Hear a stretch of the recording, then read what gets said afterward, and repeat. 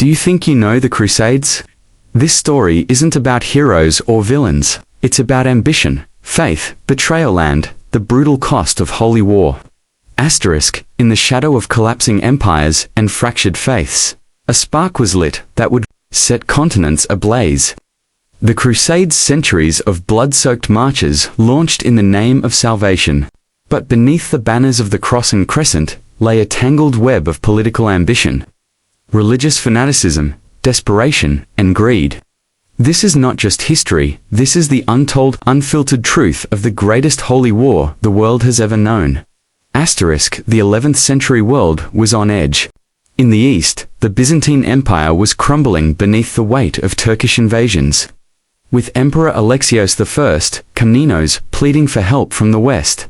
In Western Europe, population pressure, economic tension, and a restless knightly class created a tinderbox. Landless nobles, devout pilgrims, and opportunistic warriors had reason to take up the cross. Meanwhile, Islam itself was fractured. Seljuks, Fatimids, and other factions fought each other even as Christian forces prepared to strike. Jerusalem, sacred to all, had become a symbol of loss and longing to Christians, who now saw pilgrimage as salvation and conquest as divine justice. And then came the voice that would echo across history. Asterisk, at the Council of Clermont in 1095, Pope Urban II delivered a sermon so powerful, it lit Europe afire. He portrayed Eastern Christians as victims, their sacred lands defiled by infidels. In return for holy war, he promised the unimaginable, full forgiveness of sins. Cries of Deus Vult, God wills it, rang out like thunder. But before armies could even form, an untrained horde surged east. The People's Crusade, led by Peter the Hermit. Thousands of peasants and zealots moved with faith but without discipline. They ravaged Jewish communities in Europe, mistaking neighbors for enemies. By the time they reached Anatolia, Turkish forces swiftly annihilated them. The People's Crusade was a disaster, but the real war had yet to begin. Asterisk, the true First Crusade began in the summer of 1096. Led by Europe's nobility, Godfrey of Bouillon, Bohemond of Taranto, Raymond of Toulouse, and others, each a commander, a rival, a potential king. At Constantinople, Emperor Alexios demanded oaths of loyalty. The Crusader leaders BEG, RUDGINGLY agreed. Their march into Anatolia was brutal. Heat, thirst, and Turkish raids nearly broke the army. But in June 1097, they captured Nicaea. Then came Dorylaeum, where Turkish ambushes nearly destroyed them. But the Crusaders turned the tide with steel and desperation.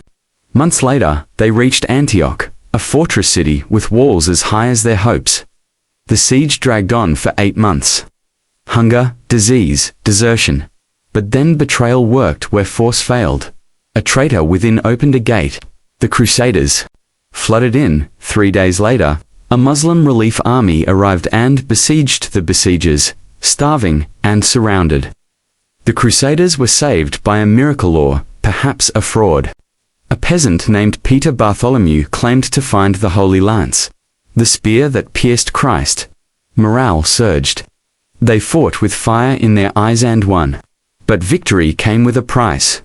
Bohemond seized Antioch for himself, breaking his oath to return land to Byzantium. The seeds of future betrayal were already planted. Asterisk, with only 12,000 Crusaders left, they marched toward Jerusalem in early 1099. The city stood ready, fortified and defended by Fatimid Egyptians. Their first assault failed, but after building siege towers and suffering unbearable heat and thirst, they launched one final, furious attack on July 15th. Godfrey's forces broke through the north wall, Raymond's men from the south, and then came the slaughter. Contemporary accounts speak of blood flowing through the streets. Muslims, Jews, even Eastern Christians were cut down. It was vengeance. It was purification. It was horror. Jerusalem fell, but who would rule it? Godfrey of Bouillon refused the title of King. Bouillon, I will not wear a crown of gold where my Saviour wore a crown of thorns. Upon his death, Baldwin I took the title and the Kingdom of Jerusalem was born. one of 4 new Crusader states. The First Crusade had done the impossible, but its success would not last. Asterisk, by 1144, Muslim powers had begun to unite. Nur al-Din, heir to the spirit of jihad, captured Edessa, the first Crusader state. The shockwave reached Europe. Pope Eugenius III called for another crusade. This time, royalty answered. Louis VII of France, Conrad III of Germany, Eleanor of Aquitaine herself joined the march. But the Second Crusade was a disaster. German forces were crushed in Anatolia. The French fared no better, plagued by betrayal, hunger, and bad planning. At Damascus, a city that had once been a crusader, they launched a misguided siege. They failed after just 4 days. Blame was passed. Some said it was divine punishment for sin. Others blamed internal division. The dream of a renewed crusader conquest died in the orchards of Damascus, while Christian Europe floundered. The Muslim world found its champion, Saladin, a Kurdish general of immense skill and rare strength, united Egypt and Syria under the Ayyubid dynasty. He was more than a warrior. He was a statesman, a theologian, a symbol. His vision was clear. Jerusalem must be reclaimed. Meanwhile, the kingdom of Jerusalem was tearing itself apart. Baldwin IV, the leper king, struggled to rule. Factions vied for power. Then came Reynold of Chatillana, reckless crusader who broke truces and attacked Muslim caravans, even threatening Mecca itself. Saladin had had enough. In 1187, he marched with the largest army seen since the First Crusade.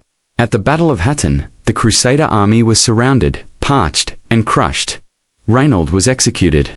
King Guy of Lusignan was captured. The true cross was lost. Then Saladin turned to Jerusalem. Jerusalem surrendered in October 1187. But this time there was no massacre. Saladin allowed civilians to ransom themselves. He spared churches. He allowed Christian worship to continue. In some places, Europe, however, was outraged. The Holy City lost again. A new crusade was inevitable. 3 kings took the cross. Frederick Barbarossa of the Holy Roman Empire, Philip Augustus of France, Richard the Lionheart of England. But unity was a fantasy. Frederick drowned crossing a river. His army disbanded. Philip and Richard clashed at every turn on land. On sea, even over a bride, Richard conquered Cyprus, turned it into a crusader base, and led the siege of Acre. After taking the city, he executed nearly 3,000 Muslim prisoners. When Saladin delayed ransom. Brutal but effective. In September 1191, Richard's army met Saladin at Arsuf. His tactics were flawless. He shattered Saladin's forces and marched to within sight of Jerusalem. But he never took it. Logistics, politics, weather, and fear that the city could not be held. In 1192, he negotiated a truce. The coast would remain Christian. Pilgrims could visit Jerusalem, but the city itself remained in Muslim hands. And so, the blood-soaked dream of Jerusalem remained unfulfilled. The Third Crusade had shown the limits of steel and strategy, yet it kept hope alive. But greater tragedies, deeper betrayals, and darker chapters still lay ahead. In Part 2. We descend into the Crusades' most controversial era, from Constantinople's fall to the rise of the Mamluks, and the final collapse of the Crusader world. The Fourth Crusade began with noble intent, but would end in heresy. Pope Innocent III, young and ambitious, called for a new expedition to reclaim Jerusalem. But this time, the strategy had shifted. Egypt, not Palestine, was the target seen. As the key to crushing Muslim power in the region, the plan seemed sound. But from the beginning, everything unraveled. The Crusaders, unable to pay the Venetian fleet that was to transport them, agreed to an unthinkable compromise. Help Venice capture the Christian city of Zara. A rebellious client of the Doge was a brutal beginning. Latin Christians turning their swords on fellow Christians. The Pope excommunicated the army. But the march continued. Then came the fateful diversion. Byzantine exiles offered money and support in exchange for help reclaiming the imperial throne in Constantinople. And so, in 1204, the Crusaders, hungry, betrayed, and bitter, turned their full fury on the greatest Christian city in the world. They breached its walls, and for 3 days, Constantinople burned. Holy relics were stolen, churches desecrated, nuns violated, libraries and ancient treasures lost to fire and pillage. The sack of Constantinople shattered the Byzantine Empire and confirmed the darkest truth of the Crusades, that ambition could destroy even the holiest of intentions. The Fifth Crusade was supposed to redeem the cause this time, carefully planned, directly overseen by the Church. Egypt remained the objective in 1218. Crusader forces landed at the port city of Damietta on the Nile. The siege was long and brutal, but eventually successful. After a year, the city fell. Then came the offer. Sultan Al-Kamil, Saladin's nephew, shocked the Crusaders by proposing a truce. Jerusalem would be returned if the invaders left Egypt in peace. It was a staggering proposal. Jerusalem bloodlessly regained, but the papal legate, Cardinal Pelagius, rejected it. He wanted total victory. Pride eclipsed prudence. And so, the Crusaders pressed toward Cairo, but they misjudged Egypt's power and geography. Al-Kamil flooded the Nile, cutting off the Crusader retreat. Surrounded, starving, and sick, the army surrendered in 1221.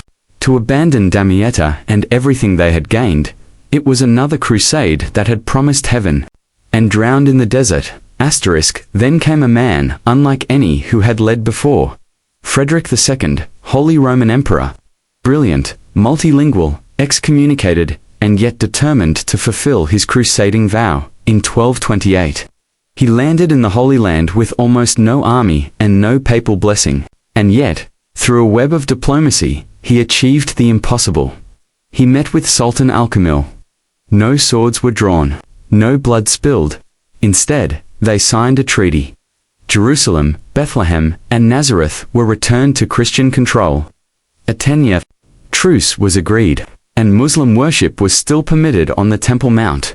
Frederick entered Jerusalem alone, crowned himself king in a silent ceremony, the clergy refusing to sanctify a heretic. The church fumed, but Jerusalem was regained. It was the most paradoxical of victories. A crusade without battle, led by a man the Pope had called a devilland, yet it succeeded where armies had failed. But it would not last. Within 15 years, the treaty collapsed, and Jerusalem fell once more. After Frederick came St. Louis. Louis IX of France Devat, ascetic noble, was the Crusader king Europe had always dreamed of. In 1248, he launched the Seventh Crusade. Once again targeting Egypt, he landed at Damietta and took the city in a single day, its defenders fleeing in panic. But again, he waited. Reinforcements delayed. Flood season approached, and the Egyptians regrouped at Mansoura. Louis's army was lured into narrow streets and annihilated. His brother was killed. The survivors were besieged. Disease set in, water ran black with filth and blood. Louis himself was captured, along with his nobles. He paid a king's ransom literally to secure release. And still, he refused to go home. Instead, Louis stayed in Acre for 4 more years. He rebuilt fortresses. He funded hospitals. He negotiated prisoner exchanges. And in doing so, he prolonged the Crusader presence for a generation, though not even he could turn the tide. In Egypt, a new power was rising. The elite slave soldiers, disciplined, ruthless. Forged by war. Under Sultan Baybars, they launched a campaign to wipe the Crusaders from the map. One by one, the Crusader cities fell. Antioch, the oldest Crusader state, was destroyed in 1268. Thousands slaughtered, the walls pulled down, the churches burned. Even St. Louis's Second Crusade, launched in 1272 North Africa, ended before it began. He died of plague in Tunis's final act, a whisper of faith amidst chaos. In 1291, the end finally came. Mamluk forces surrounded Acre, the last Crusader stronghold. The Templars held their ground as the city burned around them, and then it fell. The kingdom of Jerusalem was gone. The Latin presence in the Holy Land extinguished. 2 centuries of crusading had ended with nothing. But the story didn't end there. Not really. The Crusades reshaped the world. They transformed Europe politically, religiously, and economically. They opened new trade routes, birthed new legends, and deepened the divide between East and West. They forged the myths of knighthood and the rise of military orders like the Templars and Hospitallers, but they also left scars. The sack of Constantinople shattered Christian unity. The massacres of Jews and Muslims darkened the legacy. The failure of nearly every crusade after the first proved the limits of holy war in Islam. The memory of the Crusades became a rallying cry fuel for resistance, unity, and vengeance in centuries to come, and in the West. The romanticism of crusading outlived its reality. Engraved in stained glass and stone while the real cities lay in ruins. The Crusades began with faith, and ended in ashes. The Crusades promised heaven but left behind ashes. Jerusalem was not the end, nor the prize. It was the excuse. Faith clashed with ambition, and in the end, neither won. What remains is not glory but a warning carved in stone and silence. When holy war begins, nothing sacred survives.